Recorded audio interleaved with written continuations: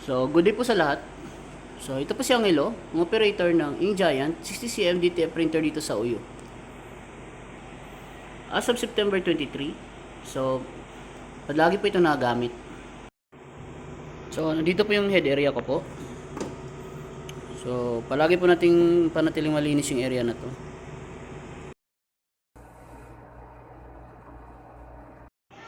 So, nandito po yung waste tank ko po.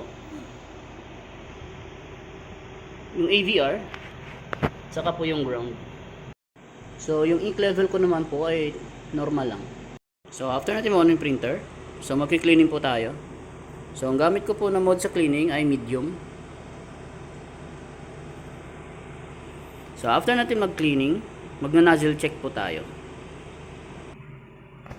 So, i-check po natin kung buo po yung mga lines. So, pag nakita na po natin buo yung mga lines, pwede na po tayo mag-start sa printing. So, nandito yung mga inyo supplies nung large format. So, as of May 13, updated po yung inventory.